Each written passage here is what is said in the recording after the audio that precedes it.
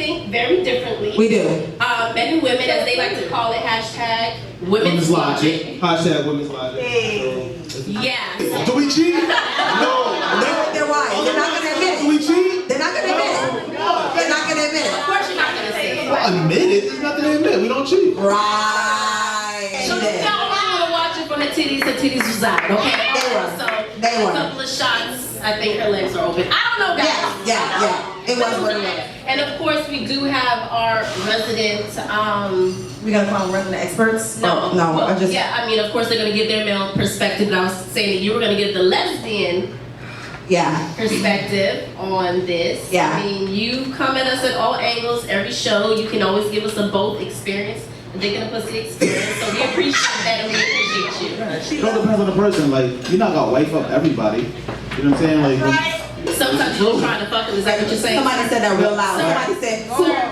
no, I mean, some people just for a good time. Nah, I mean, but you know that when you meet the person, like when you're talking to them, I mean, like, and they say they don't like kids, and you got kids, you're like, all right, I can't fuck with this person like that. Not you know everybody likes kids. Yeah, I mean, Very interesting.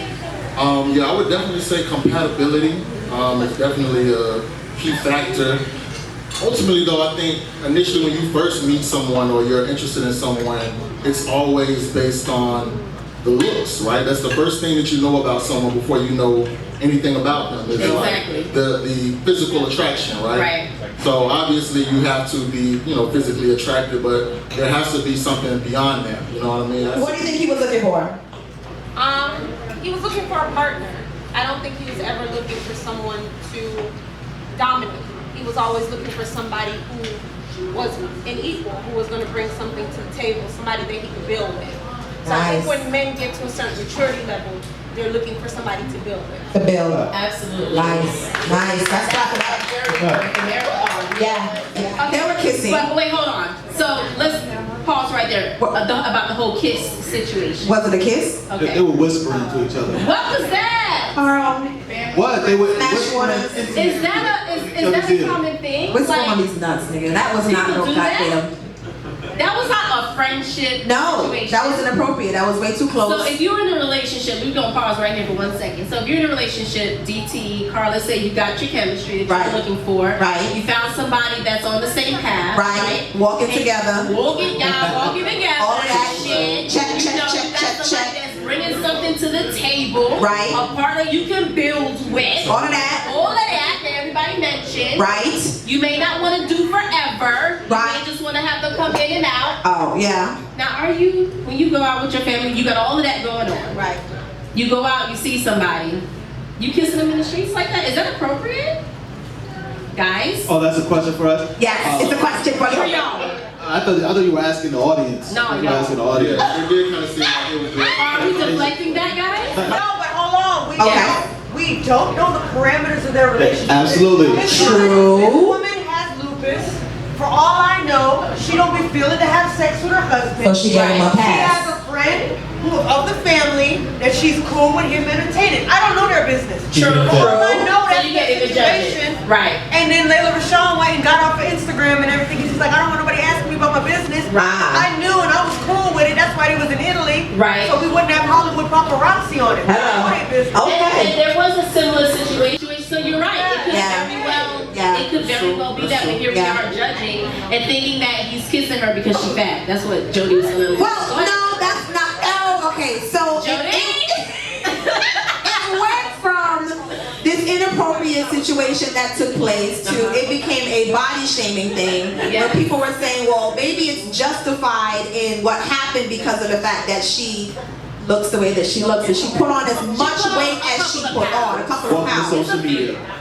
Right. So my question was, and I know this is not going to be, it's not a favorite question. I know you don't like this one, but the reality of it is, I want to know what kind of conversations men are having. If you are in a relationship with a woman that you've met them, you're at 140 pounds, and then 2 or 3 babies later, she's about 200 pounds over that. You and haven't had a baby. She might just like donuts and just Burger King. Whatever it is. The fact of the matter is, she's a good 200 plus pounds before heavier than what she was when they got married. Now, maybe with his wife, he's not going to say things to be hurtful, but amongst boys,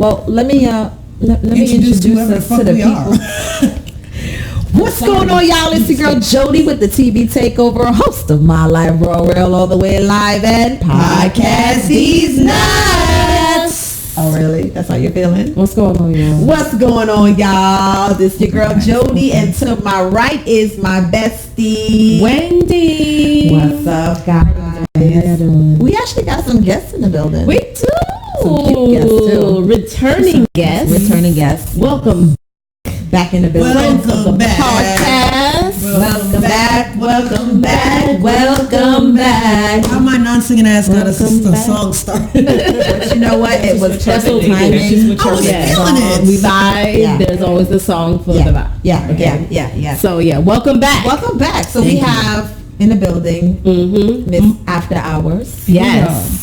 I am here, but fresh off the plane from New York. Hello. We doing shows in Brooklyn and shit. Okay. We booked them busy out here. Y'all better check out Aphrodisiac. We tried. Well, I went to one of her shows at Ginger Bay Café. We had so much fun. Bitch, you wore the hell out that red dress. I'm not gonna lie. Jesus. I saw the recordings. I want to see. She wore the hell out of that red dress. Okay. Yeah, nasty. Everybody here horny tonight from that damn pin. Jesus. Just nasty. Listen, first of all, upgrade your party. Shout out. They made us, or she made us, 4 TV takeovers. Well, I had 2.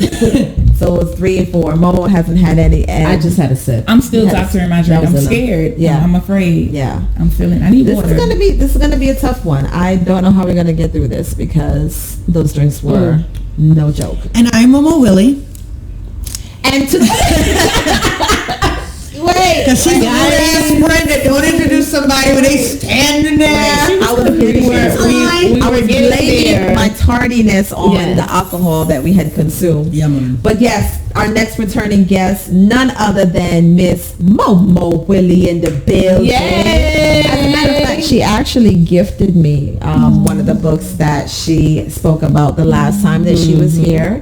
And she also donated as a sponsor 2 of her books to our podcast, These Nuts Live Dinner Show. So thank you for that. And this is why you need to be in the building, because you never know what you're going to get gifted. You understand? What type of gems are going to be dropped. And you can read the book. Yes. Tell us about this book. What's really briefly, what is it about? What am I stored for? Okay, well, it's a collection of short stories. It's the re-release of a book originally titled Neurotica, An Honest Examination into Urban Sexual Relations. I need this book. So this book includes 7 extra stories that were not in the original because of, for whatever reason, they might have been too hot, too steamy, too controversial, or whatever. So they're in there now, and it's funny, sexy, hot, real. There's 3 sections: the good, the bad, and the ugly. So the good takes you on a sexy ride. The bad is a lot about sexual mishaps, if you will. And then the ugly is really darker sex stories. These titles are like so Did you write that? Off the wall. I'm writing a book now. Okay. Busy Beaver. Oh, on the back. The Sign of the Times. I need this book. Yeah. I got some in the car. Well, I'm not going to give you mine. I'm sorry. I'm not even going to pretend to be like, as a gift for coming on the show. I have in the car. Oh, okay. In my mobile office. There you go. Where can people get the book? Yes, they can't hit you up at your mobile office. Well, they can get it on Amazon.com. Yes, they can. Hello. Amazon.com. You better. Yes. And it's a sexy ride. It's a sexy ride. Yeah. And I wrote it many years ago. So I'm excited, actually. Thank you so much. I miss reading stuff like this, and I love how your mind works. I know I'm going to enjoy this book. I have a friend who was over the other day, and we were smoking, and I was reading some of the stories, and he legit could not breathe. He was laughing so hard. And he said the next morning he was nauseous from laughing so hard. Like he never laughed that hard. And it's it's good when you can get a man to like actually read the book. Yeah. Oh no, the thing is that I was reading it to him because when I was writing this book, I was smoking a lot of weed, and I would write the stories in the daytime at work. I would invite my friends over. We would talk about it. This was our way of talking about sex. I would read the story. We would laugh, and I would be able to fine tune it or whatever. But it was a great way for us to have real conversations about sex. So that was a nice gateway. You think I'm not the segue queen? Hello. So listen, we cannot keep going without touching on discuss last episode. Well, what did we talk about? So last episode 24. Yeah. That was dope. We were at Gigi's Café. Yes. That was one of our live podcast dinner shows. Next show is going to be Thursday, September 5th. Yes. At Gigi's Cafe, our final finale. show. Yeah, finale for this tour that we were doing. Yes. This is number 3 out of We had a 3. 3-month tour at Gigi's Cafe. Hey, yes. Yeah. It was fun. We had a great time. We had a really great time. I must say, this last show, we really got with our guests. Yeah. It wasn't about Podcast Deez Nuts. It was Podcast Deez Nuts and fans and friends and family. The engagement was amazing. It was, I had a good time. It was great time. We were on set. The first show we did was about maybe 35, 40 minutes. We were over an hour. I don't know if you know that or not. Just on set, talking to people. It was that amazing. Mom, you were there. I was, and it was Very hilarious. engaging. And I did not want to come out my house that night. I'm not gonna lie to you. You did. And I was so glad I did. I had so much fun.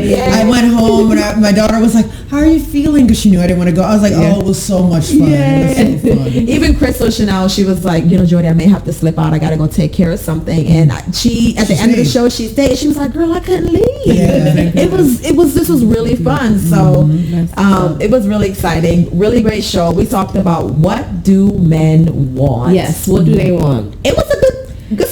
And we had some special guests that came back. Yes. Some fellas that came back from Don't Tell My Lady podcast. Yes. Just Call Me DT. Carl and Dave were on with us. So, they were very interesting. Adding some interesting commentary. They did. Normally we would tell you to go back and watch it. We are not going to record it and put it out there because we want you to be there. We want you to be in the house with us, okay? So you're not gonna be able to say, "Oh, I'll catch it on video." No, bitch, you gotta be there, okay? Oh no, live and direct. I had a creep pop in my DMs and was like, "So what did you get out of it?" I said, "What do you mean? What did I get out of it?" Wow. I was like, "You need to watch the episode. Follow Podcast These Nuts. Be and wait there for it to air." You know he what? was like, "You're no fun." In the building at Best Gigi's friends, Cafe. You're absolutely right. Everybody's fun. We cannot give the people that take the time to come out of their comfortable space and join us and dine with us and pay to see us and just give it away for and then give it away to people. I mean, not, of course, give it away for free because we love y'all. Okay, So September 5th. The only way for you to see that episode is for you to actually be in the you gotta building. be there, catch the vibe. We were vibing. It was an amazing show. No, it really was. It was. I loved it. Like you really had to be there. I have to say, I have not had that type of vibe since like a house party. It almost gave you like a house party vibe. Yeah. Everybody Just was people, real. old school house party. Right. People talking, being open and honest and laughing. You got married. People that are being bold and saying things that they normally wouldn't say. Exactly. This setting gives you the opportunity to be able to be that be version of yourself. yourself. That's So you know what? therapeutic. I'm not gonna give it to you. I'm not giving it away. Okay, you gotta come and be there. September 5th, Gigi's Cafe. You my nigga. I love you. Bitch. Yeah, for sure. That was a good spin. Yeah. So, this is the time in the show where we ask you guys to hashtag Ask These Nuts.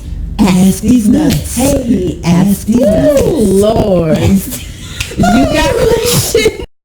We got answers. You got topics you want us to listen to. We want to hear about it. So drop us a line.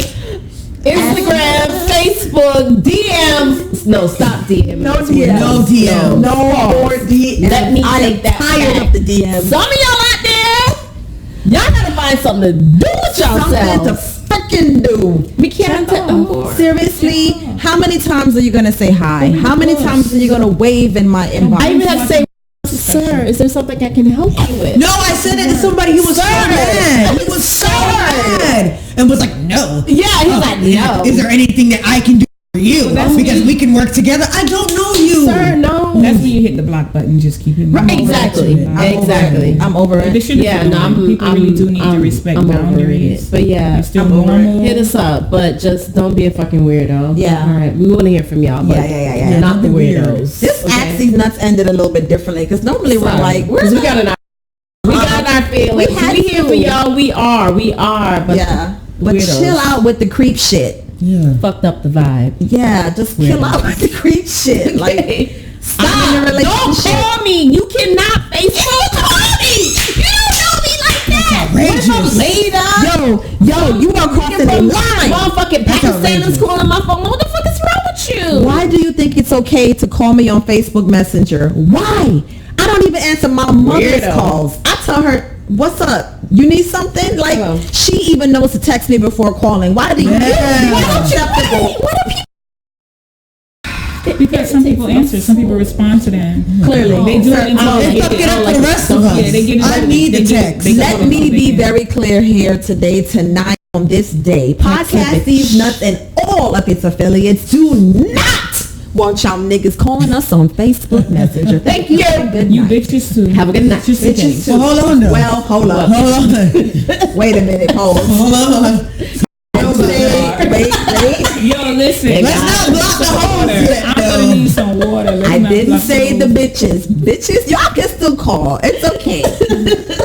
I'm actually looking for some new bitches. I'm putting together my roster for the rest of the year, so I actually don't mind the bitches hitting me up I meant on like Facebook. the bitches who are scamming and scheming. And those you can. Yeah, those y'all. I meant those bitches. Yeah. But if y'all trying to get some ass, hit up my girls. Yeah. Like they about that life. Yeah. Go ahead. This Ask These Nuts went all the way left. All the way. Clearly, some things that we had to take off our chest. We're trying to get back on the road. Get it off our chest. Yeah. So what are we talking about tonight? Who the fuck knows? What are we talking about? So we were talking about black women. What are we talking? Black women and sexuality. Sexual. Episode 25. There you go. We're back on track. Episode 25 podcast These Nuts. We're talking about black women and sexuality. Let me ask you a question, Misty. What made you choose this topic? I was asking that. So it actually came about from past episodes where we were talking about sex. Okay. It was the episode Sherri was on here, Karen was on here. We talked about sexual liberation. Right. That whole quote unquote whole phase. And part of the conversation we talked about, some women not wanting to or feeling free enough to talk about their sex life talk about sexuality, specifically black women. Right. So, we have a little bit of background. So, the question tonight is, why is it taboo for black women? Not all, of course, because look at us. Mm-hmm. We're not saying all, clearly not. Right. But for the majority, But it's an issue. It's an issue where black women don't want to talk about their sexuality. Yeah. So, we have two guests in the house. We do. Okay, who we believe are well versed and would be able to help us out because these are areas where they have absolutely do. We have the best of the best here in the building tonight on episode 25 to help break this whole thing down and talk about this. So there was a time when Jodie and I used to do passion parties, and one of the things that I noticed, I used to, of course, you get a lot of clients word of mouth. I'm clearly black, so I know a lot of black people. So a lot of them were friends and family who did passion parties. They hosted shows with us, and then their friends, once we started to get referred to other people. So that was our demographic, black women. Mm-hmm. Also, I've also done Hispanic crowds as well. But there was a common theme in that when you do a passion party, you're selling dildos, okay? You're selling dick, you're selling pleasure, right? You're selling pleasure. So during those parties, there's demonstrations, as Momo just did. There's demonstrations, there's a lot of talk about sex. Mm-hmm. And we would find that in our demographic, the women weren't really open to talk. It was like they didn't even know why they were there. Right. Like, we're here to talk about pleasure. We're here to talk about sex. Right. We're here to talk about toys and what you can do with them. Right. So why are you afraid to talk? Why are you afraid to speak? And it took them a while. Like they had to drink a little bit. Well, I mean, of course, there's those parties with some people who will turn up, but that was not the norm. Yeah, no. That was not the norm at all. It was almost as if they were offended that you even invited them. Like they were, I mean, I didn't invite them. They asked me to come host the party. Right. Or the ones that friends were at the house. or if the hostess guest didn't know what was going on, or if they were just springing it on them. And that's another thing, is that they weren't even afraid to even have a conversation Hey, with girls, their friends to let them know what they were walking into. This girl is going to be coming over here talking about sex. She's going to be selling toys for yourself, toys for your men. She may have some demonstrations. Those kind of conversations. Exactly, that whole thing. So they were afraid to speak up. They were timid about making purchases, but every single time there was a white woman there, every time she spoke up the most, talked about her sex the most, and bought the most products. I was telling you a story where there's this one particular party where there was one woman upstairs, happened to be white. She was upstairs because she was taking care of the children. So when it was her time to come down and switch places, she came at the end when the demonstration was already over, where I'm now selling products and taking orders. The bitch came and cleaned my shit out.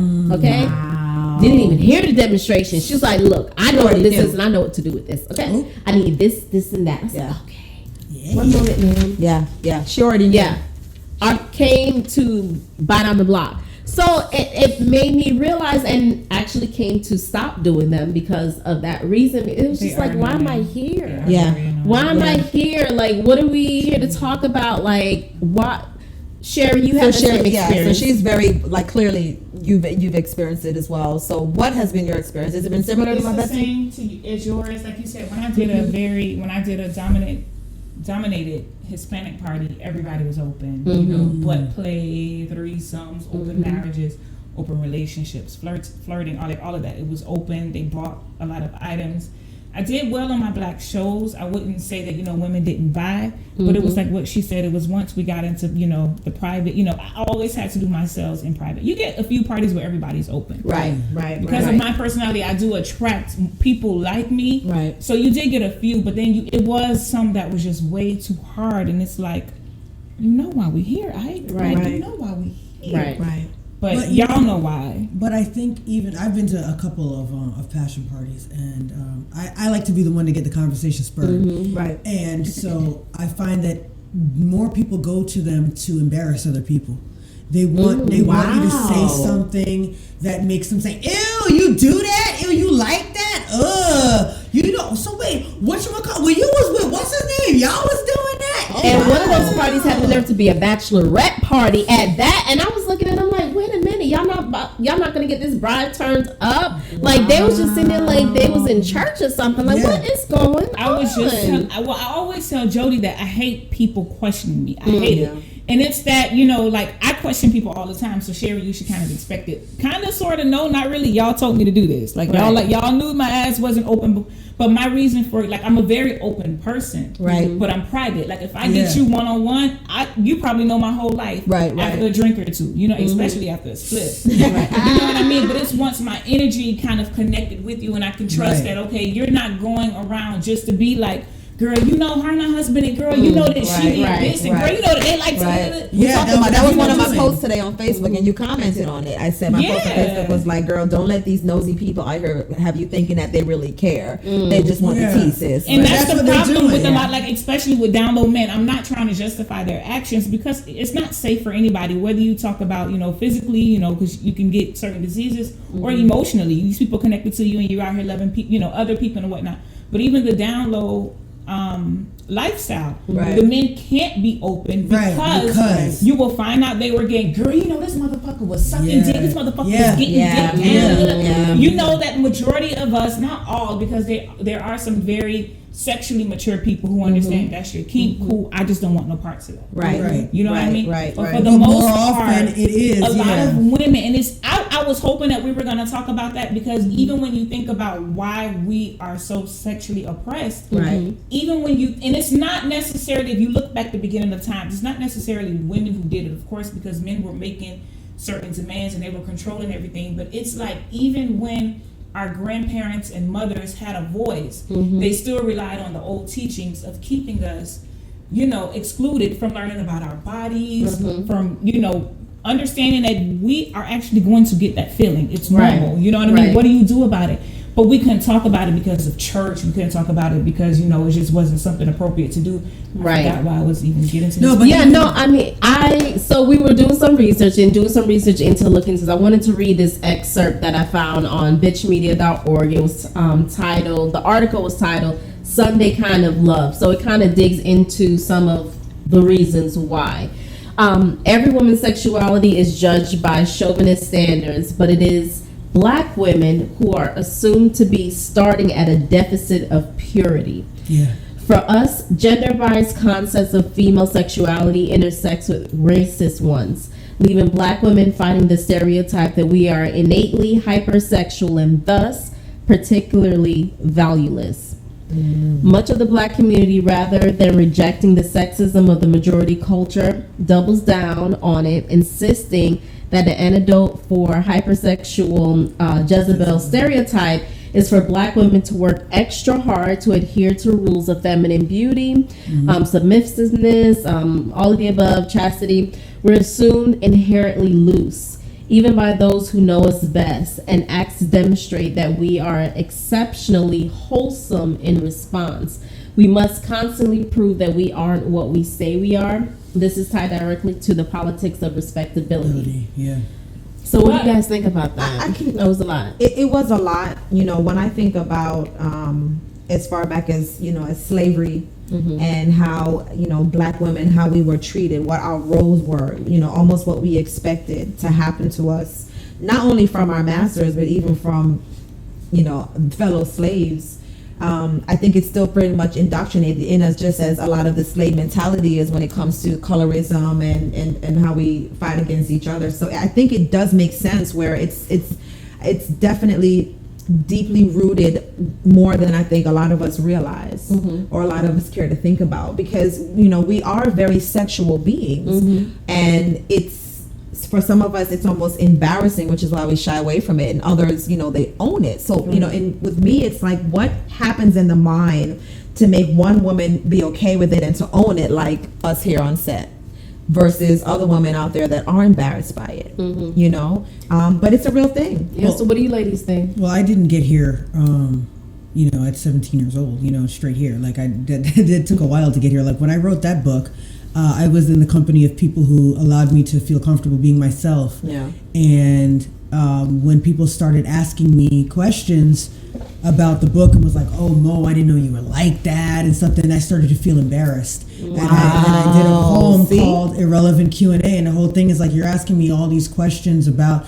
how I like sex, and it's really none of your goddamn business. I wrote a book, read the book, enjoy the book, find yourself in it, but it ain't about me. Right. And I didn't like that it had turned to being about me personally, when I had crafted stories that were about other people, because it wasn't supposed to be about me. And then I was wrestling with my own issues with my sexuality, so I definitely didn't want to have conversations with strangers about that all the time, because I had to deal with the idea of being West Indian and maybe being a lesbian at the time. So I was like, oh my God, people are asking me all this shit about my pussy and what I like to do. I don't want to talk about this. I'm mad uncomfortable, and shame will make you feel like that. And so I actually joined the Nation of Islam to fight that.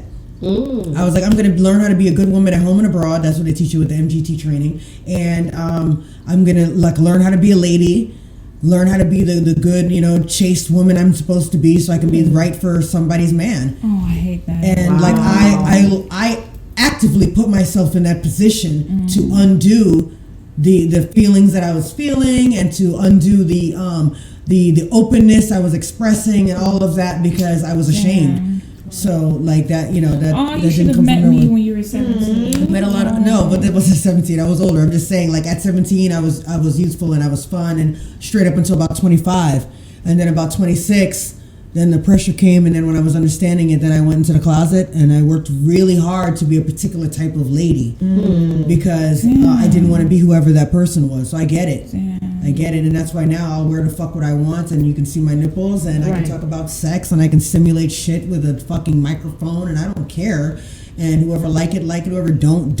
I don't care. So but I had to get here by going through that. I get it. I understand the shame. And even to say that I was at passion parties when I was trying to get my way out, and I was trying to be open and to hear shame there, and it was like, damn, I'm talking about straight sex though. Right. I'm not even talking about shit I did with my girlfriend. I'm talking about straight sex in this space, and it's damn, Mo, I didn't even know you was like that until the point where after that, in front of other people, it'd be like, oh no, because Mo was a freak anyway. And it was like, damn, like now you don't put a label on me. I'm not a freak, I'm adventurous. Right. Wow. You know, and you've now put it so that anytime that I'm having a conversation in front of other people, now I'm labeled a freak because of a private conversation we had in this space that I thought was safe.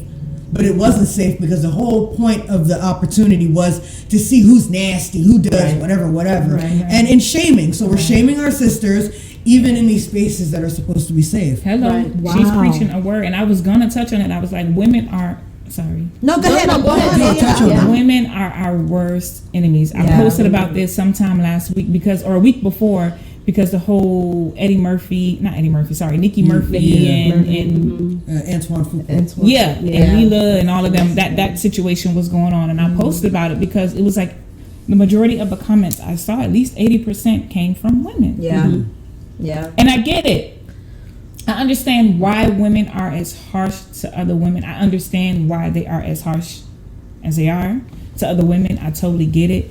But it's 2019 now. We need to get rid of your mama and grandmama ways. Like the way you were raised, like stop that shit. It's not working for anybody. And it's like the ones where I had to realize, like I never cared. I know we talked about that before. I was always this little, So let me ask you though. So I just real quickly. So on that Nicole subject, when you said that it was mostly women, was it mostly women that were attacking Nicole, or mostly women that was attacking the wife because of her weight? The wife because of weight. Okay. Oh, wow. Yeah. It's a lot of women who really do believe that you have to keep yourself up in order to keep a man. Now, granted, Jay-Z cheated on Beyonce. Come on. Thank now. you. Exactly. That's my Come on. Halle Berry bitch. Okay. But Halle Berry crazy though. Yeah, she's crazy.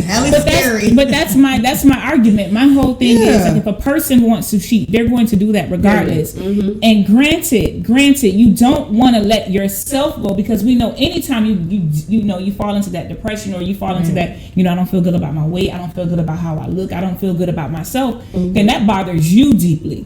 So when it becomes that, then yes, that's a problem, but that's a problem for you. And yes, you should have to give this whole, I hate the whole 50-50 rule. I feel like you're a balance to your partner, or you should be. So it's not, I'm giving you 50% of the duties and the love and blah, blah, blah. I'm just giving you that balance naturally.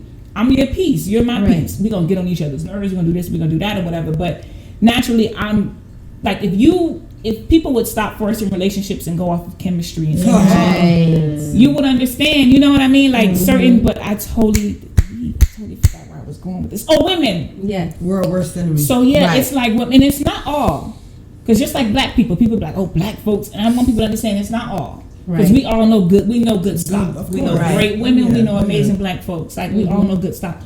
But for the most part, it is a stigma in our community. And I feel like as much as our community fuck, because we fuck a lot. Oh, yes we do. We fuck a lot. But even there, the type of fucking, because I've been in rooms with women who love to talk about, oh, my pum pum good, my pum pum tight, and then when they're talking about like specific things, like if we do never have I ever, nobody ain't did shit. Listen. And I'd be like, boy, y'all boring as fuck. And then when we were at the podcast taping and we were getting things started, and the host of the MOC, she was on the mic, she was talking, and she was talking about sex, and women were saying that they just lay there. Yeah. And do nothing. That. Yeah. So I'm cutting up in the corner like, what the fuck? What am I doing? Why am I doing all this? What is going on? I got to take people losing their minds over some pussy that they know these bitches they said, no, we don't do nothing. I just lay there. But skinny girls and ugly girls try harder. Yo, I've always heard that ugly women put it down because, they have a lot more to prove. Yeah. I've heard that, ugly women. It makes sense. And I hate to, because we're being the mean girls that we were talking about. Right. But I do, because we're all ugly to somebody. But I do hear like the less attractive women put in the most work. Because I heard that Kim Kardashian's sex tape was whack. That shit was cool. I enjoyed the sensuality in it. No, it was very boring. She's a dead lady. It was baloney. It was baloney. It really was. But I and it wasn't tacky. And Paris I could Hilton, appreciate tacky. I could appreciate good sex as long as it's not tacky. I hate tacky sex. Like that irritates me. But like the Black China videos. But yeah, it's just not something that you need to go and watch. I've had plenty of men tell me that the hot girls don't put in no work. Just like the hot men don't put in work. I got a story that I tell on my podcast all the time. Hot men they don't have to because they figured they don't have to, and somebody's gonna fuck them. But then the thing is that somebody else, you see Mo Better Blues. But then it sounds like you're just doing ugly it to do it and you don't enjoy it. How did she captivate Denzel Washington? You're taking the pleasure out of it because now it just sounds like you fucking for work. You're having meaningless sex. That's why they're attaching the price tag to the pussy. Yeah, I hate that shit. Because it's like, even I'm gonna lay down with all of this beauty, you better pay my ass. But I'm talking about regular schmegular girls like round away talking. Them bitches think that they working too though. But why? Because it's to them, somebody convinced them that there is no pleasure. Like I was telling somebody the other day. Mm-hmm. That's what I always used to thank men after sex because I enjoyed myself. Right. And there are particular guys who do not like that, and they're very offended because how dare I have thanked them for that because it was supposed to be that they received the pleasure. But if you fuck me, I do all the work. So of course, it's a good time. I'm glad I got the little flesh dildo. Right. So that I had a good time. Thank you. Woo, needed that. You know what I'm saying? All right. Get out. Good. It was a good time. Like we're cool, right? But like there are certain men who feel when that kind of objectification is demeaning to them. Right.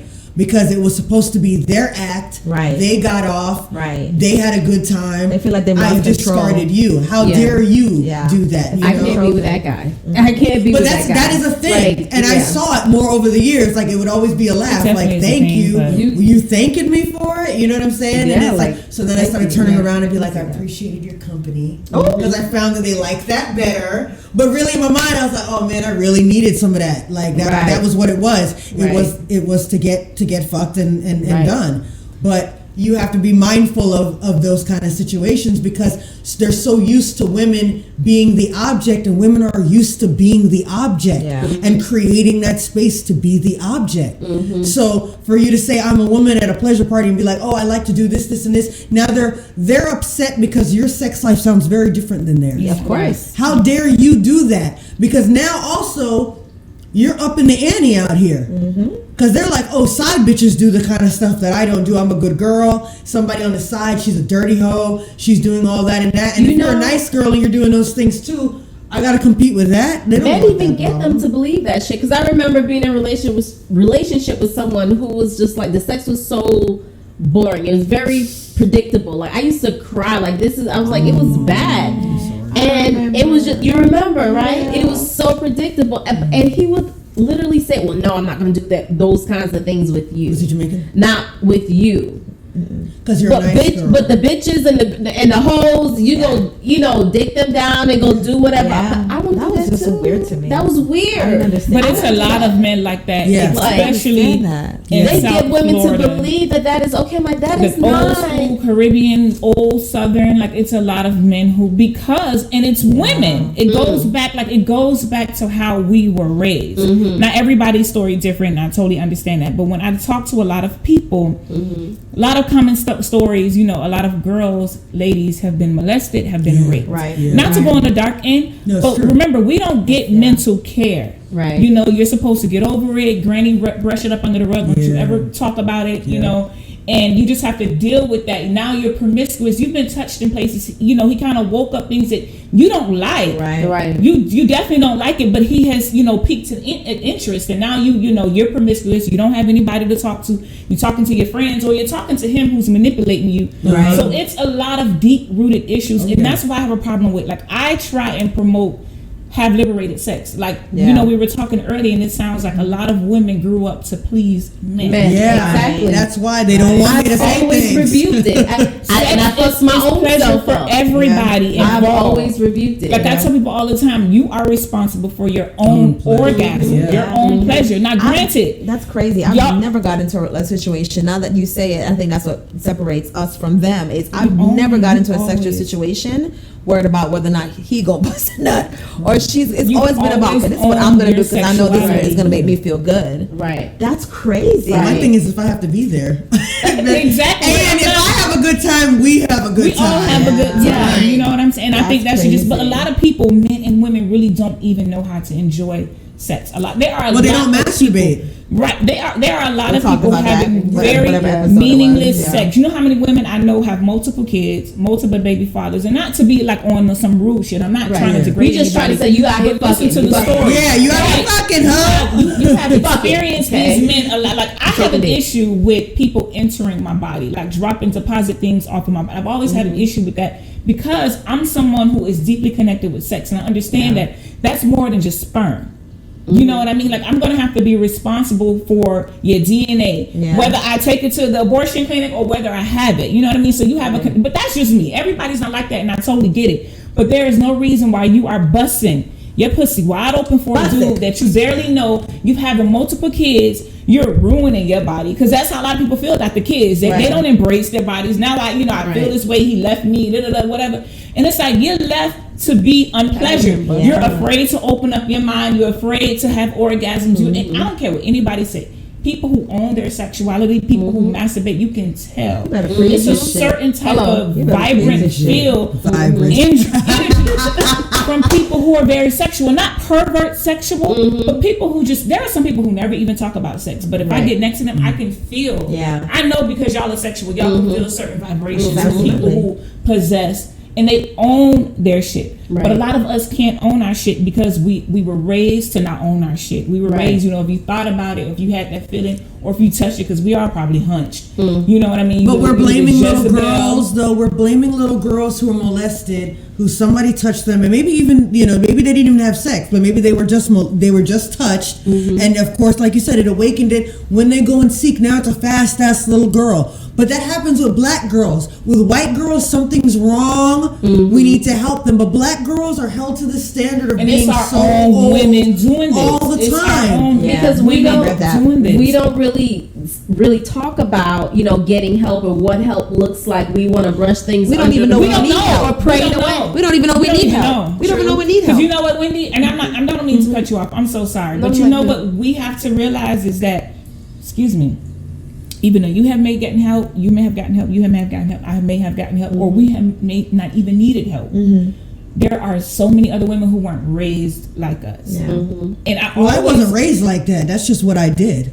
So that's the difference. You become an adult and you have to make your own decisions. Right. Well, that's true. So when you see you're having, but when I say raised, I mean it's some people who were never even raised to see outside of their environment. So all they know are to. You were probably, because we talked about it earlier, you lived in the hood, but you weren't of the hood because you saw different experiences. You know what I mean? Your parents came from another culture, so you were raised a different way. I was telling you my same story. However, there are people who never saw outside of their block, and that's all they know. And it's real dark. We live in Miami. It's real dark in the city. It's real dark in Overtown. You hear certain stories. It's real, it's dark in a lot of communities, and it's like we weren't, like I was raised with a lot of strong women, so I don't know if that's why I told you I've always been like this sexually free person. I don't know what happened. I've always been that way. You owned your shit, you know what I mean? You shared your story. You're able to, you don't hold stuff in, you're able to talk about it, and you just own your shit. You've always been open and vibrant. But it's like when you think about the women you were raised around, you have to admit, even though they didn't talk about sex, their power, they gave you the power to be powerful. Right. So even though they weren't allowed to accept sex in the 50s and the 60s and whatever, but now they gave you that power to be that little free little girl. You know, like I have a daughter and I watch her and I just be like, yes, just go and be great. Like why stop her? Why clip her wings? You get it because it's watching you in 3D. Our parents didn't get that. You know what I mean? So it's like now when we hear women talk, like you said, I go to a few events and you do have women like that, and you're like, that's why people aren't open. That's why we have relationships. Why I can't tell my man I like head this way. Right. But even like with men though, when you have any kind of conversation about butt play, because he's got to be gay. He has a woman with him. No, we're not saying that he isn't, because you know it's very popular that people hide their sexuality. So we're not saying that just because he's a very sexually free, open man, that he's not gay, because it could be too. But I agree with you. Anytime you hear that, people are like, "Oh, he's automatically gay." But he could just be conscious that, you know, that's where his G spot is. And there are some right. Why he can't just have his head a particular way and like something inserted and that be okay? And he's having it from a woman. It's a judgment. Like, why is it that gay men have this lock on any kind of butt play? Like, why do they get that? Sexually bother people? I think culturally, when you think about just homosexuality in general, you know, the African American community, especially the Caribbean community, we are just not as open and as accepting of that. It is more easier for a Caucasian Jamaica. I mean, the laws. You can get arrested for fucking sodomism. Buggery, you know what I mean? So a lot of them are getting abused. Right, but with a young white man or a young white professional, it's easier for him and it's more accepting for him in society for him to come out and say that he's gay. Right. You know, there's a lot of and not that they don't face struggles. You know, everybody does. However, but culturally, it's not the difference. It's not anything that even comes remotely close to homosexuality as a culture. They're gonna go against it. So for a man to say, you know what, a black man to say, you know what, I'm into butt play, immediately they're gonna be like, but no, that's what gay niggas do, and they don't even think about anything else past that because they have those blinders. And I also think it depends on the regions, because LA niggas gonna do it. Atlanta niggas gonna do it. I wasn't you know, did you know? But Miami dudes are gonna do it. She's the LA niggas. They Miami niggas is getting their ass. Yeah, Miami too. They just don't admit it. But the thing is, and that's what I'm learning in after hours, and that's why I like having that safe haven for people. It's because I'm learning regionally people like different shit and people are okay with it. You talk about butt play in Atlanta, everybody's gonna be like, well, who don't do that shit? Yeah. Oh, wow. You talk about butt play in Atlanta. I remember I used to be in the AOL chat rooms back in the day. That's when I first heard about men liking their butts licked. And I was like maybe 21 at the time, and I'm like, dudes like their butt. But everybody on the West Coast was like, duh. Yeah. That's when I learned about the finger thing. Like the Bay Area. Salad dinner thing. Yeah, the Bay Area, LA. Like they were very open about that stuff. No, but even like the difference between the white man, the white gay man, and the black lesbian, there's a very big difference. White gay, hold on, let me process this. We have white gay man and a black lesbian. We have a black lesbian, right? The black lesbian, people are assuming she's been damaged by men, somebody hurt her, she really just hasn't met the right man. She's going through a phase. She doesn't really like women. Like ours it's degraded in that way that we can't. There has to be something wrong. It can't just be that you happen to be attracted to women. You can never be attracted. So were you molested? No, but you know also is because people don't respect the black woman. Yeah. So you can't like women because people don't respect women. They don't respect the woman and their decisions. Right. So of course but not just to say that if you're attracted to women, well, you can only be attracted to them physically because, of course, women are just sex objects. But if you say, I love women, I want to be in relationships with women, then it's like, what happened to you? Yeah. Who hurt you? Yeah. You just want to be really best friends. You just want a woman close to you. But you don't really want to be with a woman and married to a woman. White women, I don't find white lesbians have the same problem. White people don't have the same problem. Fair enough. Across the board. That's true. But that's the thing with black lesbians, because I had to hear the other day, somebody was like, oh, Mo, so you don't like men anymore? What happened? Yeah. And so how much do you guys think the church plays into that? Specifically talking about black women, right? A lot. I mean, is that not even church? Church plays it, but even there are some religion people who don't do church either. Yeah. So religion across the board plays a huge. Not even just religion though. I think Pan-Africanism. Like becoming. When I got super pro-black, I found that was the key on how people were viewing homosexuality. Was if you believe in the idea of promoting the black family, then you have to be against homosexuality because that specifically does not promote the black family. So, and that's not religious at all. And so it's like a new paradigm now that exists to continue to promote this idea of homosexuality being bad. That's beyond the church. Can I ask you a question? Do you see that happening more amongst educated blacks or less educated blacks, that approach? Educated in the wokeness. The people who are. Well, you know what? I think you get to a particular level of consciousness where you actually realize that homosexuality has been going on forever. But when you're still at this level of consciousness and you think you're so woke, you're like, oh, the white man created homosexuality, was never in Africa, and all that other bullshit. And when you elevate past that, you recognize that people are different, and especially if you even understand the idea of them putting chemicals in the water. if you honestly believe that they're chemicalizing us every single day, then you would believe that people are being like, you know, are being like, it's in the vaccine. Yeah, it's in the vaccine. You would think that transition is actually chemicalized, and you wouldn't hate homosexuals. You would say, look what they're doing to our brothers and sisters instead. But they can't reconcile those two things. So there's more of that issue there. But if you're educated in actual universal ways, then you wouldn't be homophobic. I think when you're culturally aware. Like what was sex talk for you guys? Like growing up with your moms, your families. Like I don't remember having the sex talk. I don't remember that. It was more like, don't do it until you get married, like, but there wasn't a lot of like explanation, you know, talking about it, what it is, you know, breaking it down, what happens, what it I don't know. I don't remember. My parents, they left the church to explain to me what I should and should not know about sex. Like we grew up Jehovah's Witness, and every conversation in regards to relationship or reproduction, sex, it came from the church. Jehovah's Witness taught you that you're not supposed to have extramarital affair. That religion teaches you that you're not supposed to masturbate.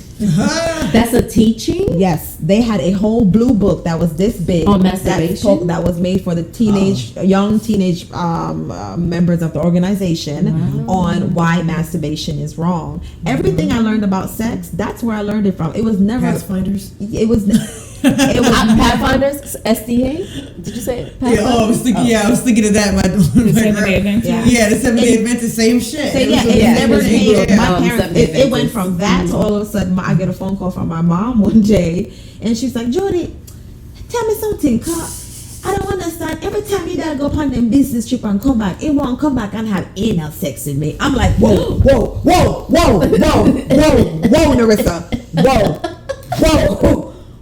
Your mama gonna How do we go from not talking about anything to talking about that? That's we went from 0 to 100 real quick.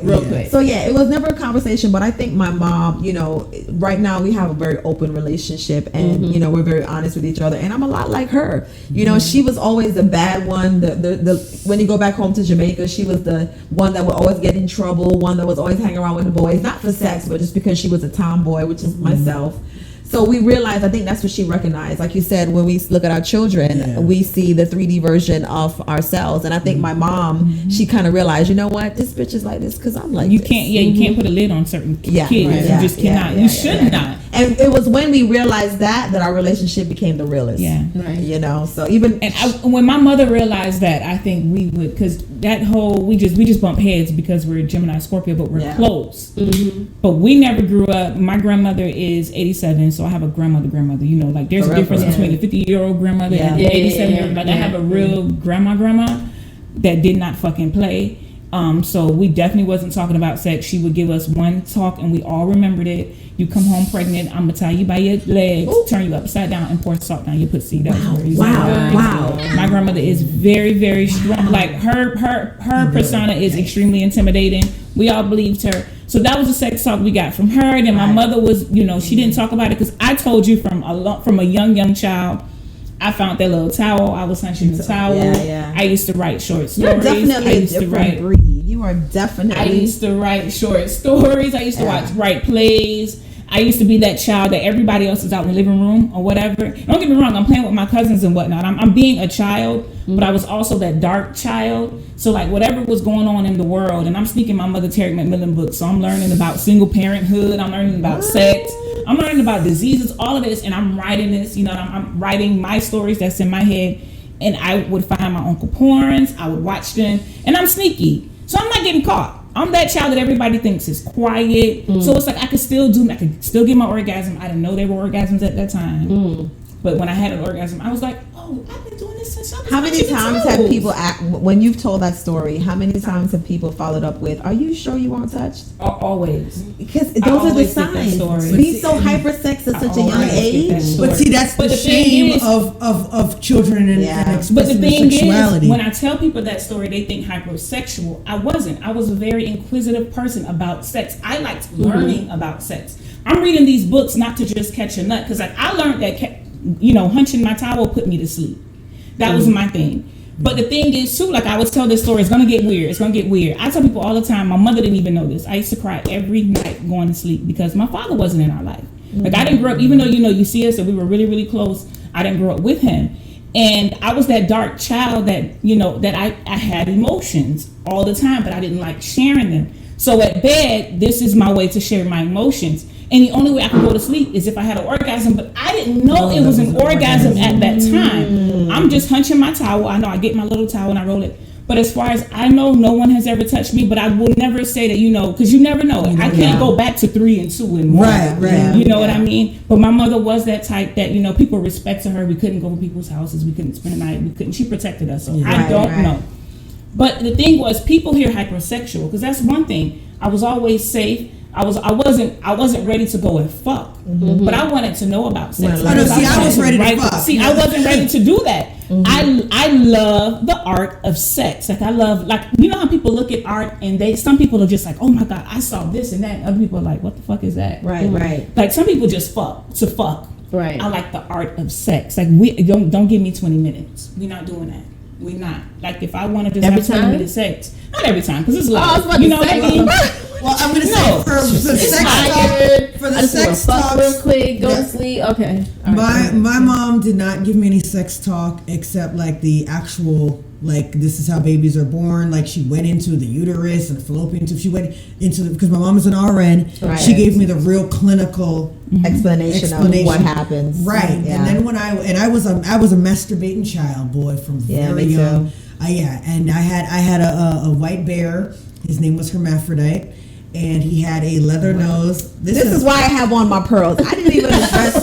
So I knew that I was going to be figuratively clutching my pearls throughout this, but I said, fuck it, I'm just going to wear these motherfuckers so I can just actually clutch them. That was some pearl clutching shit. You gave him that name? I gave him that name. I got him in the 2nd grade, right? And my thing was, and listen, this says a lot about me. She was busting down orgasms. I didn't want people to say I was sleep, because I knew I was having sex with my bear every night, right? He had a leather nose. And I used to ride his nose. Right, so where do you find these people? So I didn't want. But you know what's so funny? Many people have this story. Right, that's what I'm saying. Yes. Right, so many people. It's 4 of us here, 2 in the room. Right. Like I remember Hunch growing. I don't remember the teddy. I don't. Well, my bear, and it was a big ass bear, and he had a leather nose that got worn the fuck out. Wow. And so I used to ride his face, and I knew that, so I didn't want, and I'm calling him for the sake of conversation. Right. But hermaphrodite for me was like, okay, well, it's a girl and a boy. I don't want nobody to be like, oh, she's sleeping with a girl bear. Obviously, I already have issues with my sexuality, right? Wow. But I didn't want them to really know I'm sleeping with my boy bear. Guys, so we're having a real conversation about sex with the bear. Right. So it's so common. But I'm there doing this every night from the 2nd grade on. Yeah, that was years. I was catching nuts every day. I was masturbating every day. Nuts like. Busting fluid nuts, or it just felt really, really good. It felt good, and I go to sleep. No, you would go to exactly what the orgasm feel like right now. Today, I was until this day. I still have a very active. Like I'm a nympho. I just. Well, I got it right. Like but it was one of those things where I remember telling people I used to miss work in school sometimes just to lay up all day and masturbate. I am that type that I could. Oh well, I would do it at work, and I can masturbate. I would do it at work. So I would when I got to high school, I had read about Kegels and Cosmo. By that point, I had been doing them for years, right? So when I had my first job, I would be at work and I would do my Kegels, and that shit make you horny. But I would go shirtless. I would go braless, and I would stroke my nipple at my desk, and I would do my Kegels at the same time, and I had perfected this breathing whole mechanism that I would do at the same time, and then I would almost get there, and then I would pause, and then I would go to the bathroom. So like I've been edging for years. Yeah, I've been edging for years. That was my shit, and I was doing this in high school. It's called edging. See, I didn't know the term for it. Yeah, but I didn't know that either. About this on my show. I would be almost there. Like, you go to you know, I'm at work. And some people were like, yeah, I do the same thing. Like I don't want to put off on it. I waited this long to be an adult. I'm going to be. But see, now I would talk to my friends about this, and it was Mo's a freak, right? So, but I hung out with a lot of Spanish girls in high school too. So, but when I talked to my black girls taught me a lot. But when I hung out with the black girls, and I would try to have these conversations with them, like, yo, you need to fuck that dusty nigga. Like, all you gotta do, you could, if you get your breathing right, and you do this, and I'm like, they're trying to school them. Mo, ew, what do you mean? I'd be like, no, but when you're in the shower and you go like this, like nothing. They would be like, that's disgusting. Ew. I don't want that. I can't believe you masturbate, but you're crazy anyway. And it was like, and I was so I get that. like, I was so on a mission to get girls in high school to masturbate. Like that was my thing when I was in school. You wanted to pay it forward. That's my mission, right? Because I did. Because you how amazing it made you feel. Like even if I wasn't experiencing it at that level at that time, I still would want to hear about it. Like, wait, what? No, they wanted to hear, but then it would still be like, ew, that's gross. And it was like, and I would be telling them different ways you could do it. I'm like, look, this is how you find the muscles. When you go to the bathroom, stop the stream of urine. Like I'm there and really going into it at 16 years old. What school did you go to? I went to high school. And Hyper. And I'm there really like going at it. And I was also that friend who was like, I know you're fucking, let's go to the clinic. I didn't drive when I was in high school. Yeah. So I needed to get checked because I was fucking. Oh, I was fucking, right? So I need to get to the clinic. So I'm that friend who's like, you were fucking in high school. What? I was a hoe. Well, I was a smart. No, you were sexually liberated. You were fucking because you wanted to fuck. I didn't have a problem to say I'm a reformed hoe. I didn't have a problem to say that. That's why she wants a shirt, guys. By the way, guys, you go visit our website and get a shirt. Let me tell you something. All right. TVTakeover.live. Yes, .live. Go to, what is it? Apparel, clothes, TV Takeover, shirts, merchandise. Get your merch, ho. But because I knew that I liked to have sex at the time, so it was like, well, this is what I want to do. So I didn't feel no way about it. And guys respected me so much that I didn't get like a reputation. Like nobody was like trying to be like, yo, I'll bust down Mo, because Mo really bust them down. So hello. So it was like, people would respect me. So it was really, and then I used to fuck a lot of old ass dudes anyway. So there's that. I didn't have to worry about that because it wasn't really circulating in high school. I wasn't really fucking with high school dudes like that. Right. So I was fucking with old ass dudes, and we learned something about this girl every time she lots of stories. But like the thing was that when I would tell girls like, hey, you need to get checked, it really put them in a space where they have to admit that they're having sex, and that was a problem. Was like, now when we go to the clinic, you have to put on a paper how many people you're sleeping with, who you're sleeping with unprotected, and a lot of that was difficult for high school girls to grapple with. Like, wow, like, oh, I did try anal sex at one time. Like, it was a lot for them to go through. They were afraid to face their reality. They were afraid, but it's like Mo is going with you. Mo is the non-judgmental friend anyway, so I'm gonna go with you. It's cool. Let's go. I do it all the time. Like that was my thing. I do it all the time. We go get checked. Like let's do this. But just to say that you have high school girls who, because they're black, are so afraid to even go get tested because the idea of I'm having sex is shameful, even though because it's not about them having sex, it's somebody having sex with them. There goes the problem because we're not talking about it. Then we don't deal with sexual health. Yeah, we don't have the conversations that we need to have about grown women.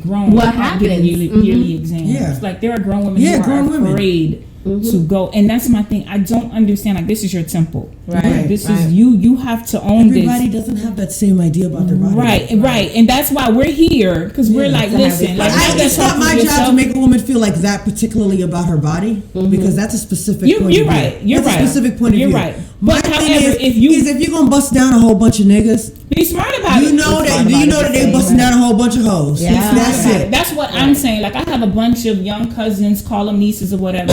And I just, because my cousins did it to me, and it wasn't something that they thought about it, it was just something that, it just naturally happened. And I'm there to school them too. Like, do what you want to do. Be an adult. Own your sex. Like, I love women who own their sex. So, my son is 22, and one of the things that he has told me that is extremely, it makes me very, very nervous and very, very sad. He said, Mom, when I said to him about, whenever he's telling me he's going to go have sex or whatever, I said, Papa, make sure you're having success. He's like, yeah, of course, Mom. And every once in a while he'll joke and he'll say, of course I'm not going to do that. And I said to him, I said, why do you even joke and say that? He was like, Mom, do you know that, like, first of all, he said, Mom, of course I'm having safe sex, but you know that, like, people out here, like, nobody wears condoms anymore. And I was like, wait. You know what, down here, though, because New York dudes really take pride in using So it's a Miami thing? That would be like how you were saying about regionally. Well, sex AIDS, 3 counties, the top 3 of the 5 are in South Florida. It's a regional thing. Yeah, the top 3 counties of the 5 are Broward, Dade, and West Palm Beach in Palm Beach County. Well, it makes complete sense. They are not using numbers out I there. really just think I think it's, and I hate to say this because people think quality means I'm looking at you and you look nice, you look all dolled up or whatever. But there are some people who really do not, like, they don't have quality sex. And it's not nothing, it's nothing wrong if that's what you choose to do, but you have to understand when you have this reckless sex and you're just putting bodies on you, you're not engaging in what your body really wants. That tears you down a certain way. You know what I mean? Like, there's a certain feeling about yourself, and people don't realize sex I'm not is going to judge mental. nobody in that way. No, not judging. No, not judging. Judgment. Because I mean, I don't mean for it to sound judgment, but I'm saying, like, when I talk to a bunch of young women, it's like you have to understand if you want quality. Now, if you want to do what you want to do, you do what you want to do. I always tell people, but what do what quality you want to what do. though? Because That's it what I'm depends on what saying. you're looking for. Yeah. Because for me, if I was to get into a situation with a man, I'm looking for quality dick. I don't care what kind of nigga you are. When I say quality, I mean protection. Okay. My thing is when sorry if I didn't make that clear. When I say quality, I mean protection. Like, I think this again because I always worked in healthcare and being in the pharmacy. I tell people all the time, like, when you don't take care of your body, I call that quality because it wears down. You can get herpes by wearing condoms, though. Well, you can. That's you have to have. When So I that's say what I'm sex saying. and being So aware what is and the testing, safeness? Well, you don't know that you have herpes until you have the outbreak. until you have the right. I get So it. what But is the the thing quality? is, once What are you people get supposed tested to and you do? get it, at least you can tell your partner, look, I have this. Going there's forward, that. right? Going forward, do you want to move forward? Because some people don't want to. Some people are ignorant about it. Some people say, "Okay, well, I am knowledgeable, but I don't want that." And then I want to next give thing you the goes, option. oh, I don't want to fuck with him because he had herpes. Did you know so and so had herpes? Yeah, and that's another issue. Yeah. So now he can't And tell that's nobody another because issue. he And done that's scared another- off women and they went and warned everybody. Oh, don't fuck with him. He got herpes. Right. I talk about that on my show all the time. What is like, he people supposed to have do? to be mature. It ain't everybody's business he have herpes. Right. People don't realize when you have sex, it's great to be mature. You know how you said you were able to beat a hoe and it wasn't anything where, okay, I was condom Nazi in high school though.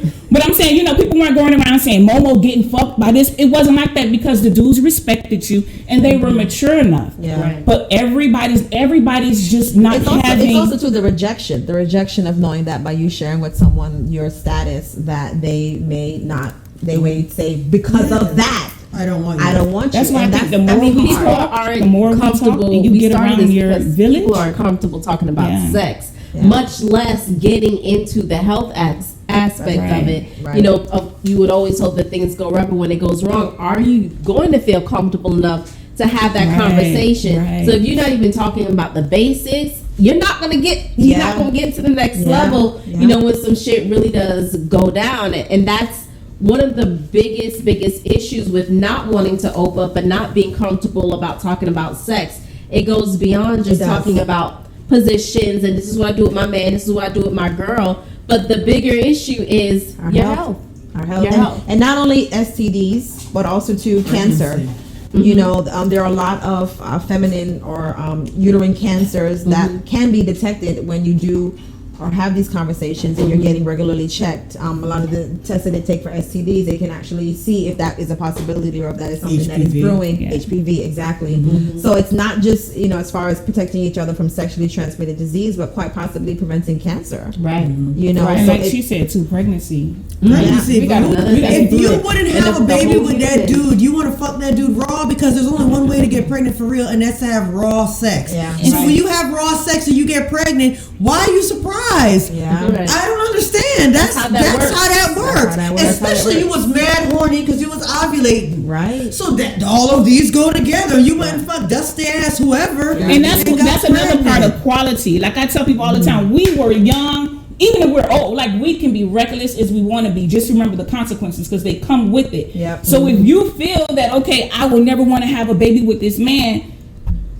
put it on your face, put it on your belly, your breast, wrap it up. Or make sure you have the morning after pill. The diaphragm, the morning after pill. Yeah, like because you gonna get somebody, like you said, some dusty ass dude. As a matter of fact, if more women carried morning after pills on them, instead of I just spent $50 at Walmart. I just asking for a friend. How much of things cost? I haven't had to get one in a minute. Thank God for this. No, it's been a minute. The last time I had to, it was $50. When I was working in the pharmacy, it was a prescription at that time. It was a prescription. I don't even know. It was a prescription. Then I had to do it one time after it was no longer a prescription, and it was $50. I remember I had to go to Walmart. And so it shouldn't even be that expensive. Yeah, that's sad. I was young. Imagine me spending $50. Yeah, that should not even be that expensive. I'm sorry. That's just insane. Yeah, the average 17. But I don't have no uterus and I don't fuck men, so I don't know.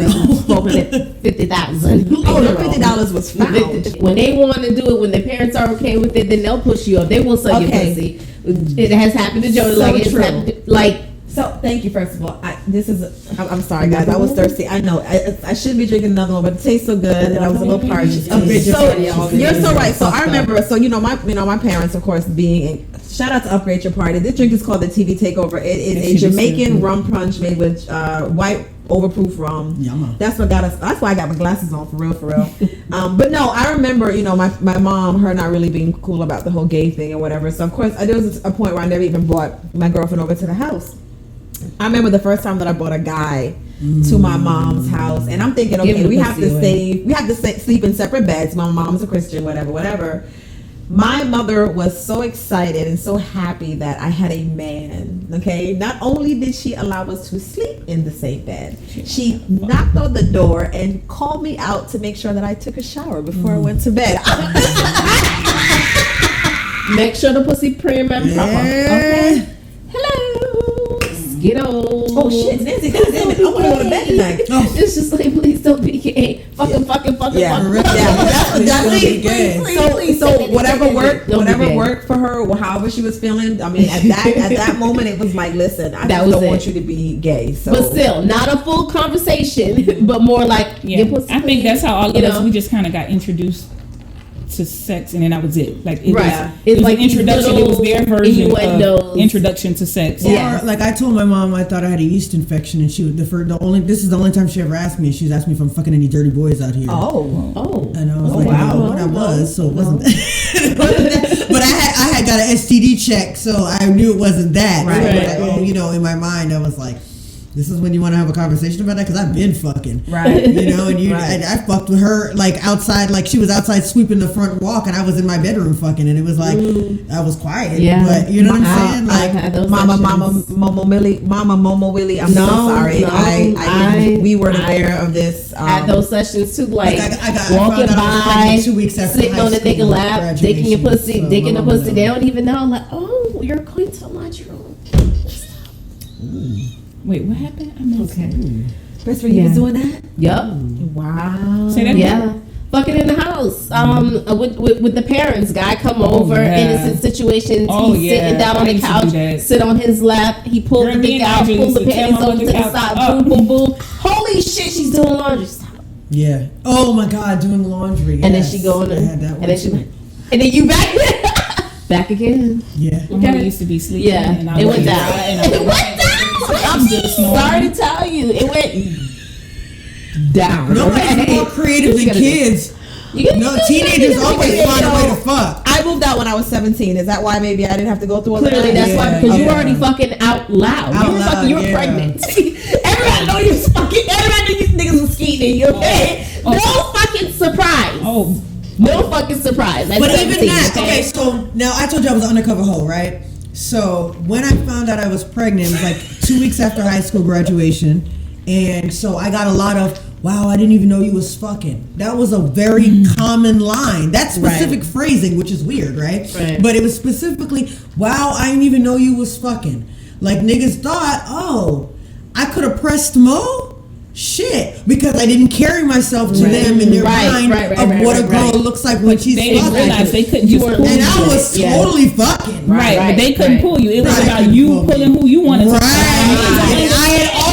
had always controlled the narrative. It was always, we're hanging out, maybe we're smoking, whatever. Dude has no idea, and it's like, I want to fuck. Right. Let me see, or I just want to see your dick. That was very popular. I just want to see your dick. Let me see your dick. Don't let me see a let me see your dick. Come on, let's talk. And then, but see, I was doing that for years. I was treating them like meat. So, like meat, literally. Yeah. And then I give them, they give me a little audition, and then I decided to fuck. And then in my mind, it's like, I don't even know how that happened. But I knew already. I was like, yeah, I'm thinking I might want to fuck because so-and-so. for you, that's what your focus is. You're not worried about having a relationship. You're not really worrying about building with them. You don't care if they even fucking like you. You just want to know they always like me though, dear. Can you potentially dig my motherfucking back out? And don't. Period. But you know what? You better get to it before I do. But hold on, a lot of that is I was going through a lot of pain, and so you know, if I could have aggressive sex with somebody, they're really giving me the pain that I so desire. So you were deflecting, and that's really what that was my way of cutting. So like how other girls are slicing their wrists or they're drinking or whatever. That was my version. I was getting fucked until it hurt, and then maybe fuck somebody else. You know what I'm saying? So yours was a little. So it actually hurt. Oh yeah. I was trying to get hurt. Oh wow. That was the point. You know, it was like, and I didn't know that at the time, but it was like, wow, Mo, you like pain. I used to hear that. I'm like, no, I don't. But I don't know because I'm not a man, so I wasn't fucking other girls. You sure maybe because I mean, for me there were some times where sex was a little bit, but I came harder when it was painful. So are you sure that was what the point was? That's the relief. Get it? The relief from what you're. That's like the good slice. Got it. Okay. The good slice. Oh, my vagina. The deep slice. I know. I'm feeling it right. But I'm saying that's that deep slice that I totally understand what is you're the saying. big dick. Yeah. And then being a skinny girl. That's my issue. Big dick niggas love me. They knew already. Yeah, they're like, oh Mo, like what's up? Yeah. And then it's like I can go all in. Wow. Big dick niggas are very happy because for me, all of that extra pain, like let's go. That's what I'm trying to do. And then to make it even more,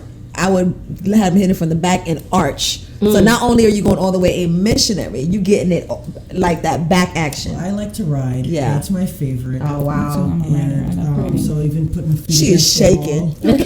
No, because you know what? I keep telling y'all about the whole. I feel your feelings. But that's what that was for like me. I when I talk to a lot of girls, they're like, oh, I can. My issue with 20-minute sex is cool when it's this is what we wanted to do and cool. But women are having 20-minute issues because 20-minute sex because he can't last beyond 20 minutes. So now you actually want more. You want more foreplay. I always want more. Right, but when I hear the women talking too, sorry, they're just like, oh no, it's just a pound fuck. So I get it. They're not fucking. They're not having sex. They're just fucking. So that won't last long, period. Anybody. We just don't have that type of stamina anymore. We're older. Right. But the thing is, a lot of them like rough sex because that's all they know. They dated the dudes that I'm just here to put you, turn over and I'm fucking you from the back and that's just what it is. Right. So when you're telling me this, I'm just like, oh my God. Yeah, but that's that nerve that they're hitting because somebody maybe needs to feel that pain. That's what that is, and that's why they enjoy that. For a lot, like now that I don't have that same level of pain in my heart and my soul, right? That doesn't interest me. You seek different types of sex. I don't enjoy that. Wow. And I did for years because I was in that pain. I don't care about that now. It made me think about Exotica. Sorry, that's where I was going with that. I totally forgot. I don't know what Exotica is. Exotica is this big sex. The expo. I've heard about. Isn't that? It's black owned, isn't it? No. I wish there is one that's there is one that's black owned. I need to find out about that. I'll get your information on it because the first thing I said when I got around, because we were amongst the black people. The Glamazon Tayomi, the Jet Setting Jasmine and all of them, and I was like, y'all need to have a chocolate Exotica. But anyway, while it hurt me, I'm sitting here like, it's because a lot of the girls you can tell that they don't really want to be in the industry. Like it ruins porn for you, and I love porn, but when you actually see the stars, a lot of them have deeper stories, and it's like. Like damn, you know what I mean? Like you're one of my favorites, and then here, you hear the scenes and how they. And I'm not because some people love rough sex, they just love it. But then some people love rough sex because that's all they know, and they want to explore more. But their man won't allow them to because they're not comfortable in their sexuality, or they make their man feel like that's what they want. Because I think sometimes too. Like you said, if they've been conditioned to thinking that this is the kind of sex that they're supposed to have, when they get with a man that sexes them or has sex with them differently, they think that sex is whack. But it's not. I had a man tell me that. So he was like, you think that you like that, you really don't. And he was like, he was doing like all the soft touching, and he was doing all this shit, and I got mad uncomfortable. We talked about that I didn't want that. Because people last week, like, is it important for women to know what they want? Like, what turns them on? Is it important for women to masturbate, to have a really good feeling and understanding of their own body? And you know, what pleasure really feels like for them, and then be able to communicate. Yeah, like I learned really early, even from it. Like now that I look back on it, I didn't know this, of course, when I was doing it. But even when I look back on it, I was the type, if I found the porn, I'm watching from beginning to end, and I only like a certain kind of porn. I learned early that I love sensual sex, but I used to fuck men up because even though the sex right now is really passionate and sensual, I ain't got no type of feelings for you. Like, I don't want to know your last name. I want to leave. I don't go about my business. Yeah, see, now that's and the that thing. will fuck people up. That's the thing I've Because they'll think that you want more. That's just how I love my sex. That's just personally how I love my sex. I have female friends who will tell me that too, and they'll be like, "Oh, but you know the way he makes love to me." I'm like, "Look, don't mistake a sweet fuck for a man caring about you. Right. Some men just like that." Say that for the people in the back. People have to. No, but honestly, a sweet fuck is just a style. I It's definitely stylistic. separate the two. I totally separate sex and love. I could be. I have fallen in love with somebody and the sex was mediocre as fucking. I love my sex. I have. I love my goddamn sex, but you know, you have to realize that okay, if you're a very sexual person, sex is important, but so is everything else. But anyway, no, but even to say that this okay. You're cute though, friend. You're cute. The style of sex has nothing to do with feelings either, because you're saying about that pounding, but married people who love each other that's the style that they like. So I'm not passing judgment on what the level of relationship is that they have. Just like I when I was dating men, my preference was gentlemen. So gentlemen, they're nicer. You know what I'm saying? And the ways that they like to do things are nicer, and I did enjoy a lot of that. Right, it was smoother. That didn't mean that I was planning on spending the rest of my life with anybody though. Right. You know, but that's just the kind of interaction. We're very fluid people. That's a whole other topic. And you know what? To be honest with you, so I don't think what we realize is that the four of us just in this room right now on this show and this podcast, we are a rarity. I think that if we were to go into a room of 100 women, we would not be able to find 4 women that are as fluid as we are. I know that I have. You can get a little bit more, but it won't be the majority. No, right. But you will find others. It just won't be the majority. And then, you know, hopefully through more conversations like this, you know, people will feel more comfortable, especially with forums that Sherri offers and the aphrodisiac and everything that she does there. I pause for 1 second. Subscribe to our YouTube channel. Make sure you're doing that. Make sure you're following us on Instagram. Podcast These Nuts. This was a great conversation. We got a lot of shit going on. I'm gonna have a lot of editing to do because this is lower. It's like an hour and 15 minutes. We got about 30 minutes. I tried to wrap it up 30 minutes ago, but you just can't. I'm like this. Make it into 4 shows. We didn't even talk about how body types. Well, it was nice having you guys. We can do a part 2. As DJ Envy would say, oh, well, she has to go. She has to go. Damn, Mo. I mean, you gotta catch a plane. What is it, 31 minutes that you gotta play to catch? This is clearly a conversation that I think, you know what, this might need to go on one of our live podcast conversations, because this is clearly something that we as women need to talk about. You're right. There are so many more things that we have not discussed. Guys, thank you so much for joining us. Ladies, thank you so much. Guys, for joining us. After hours. Don't forget, you can find me at iam.momowilly on Instagram. That's my favorite playground on the internet. So find me over there. Absolutely.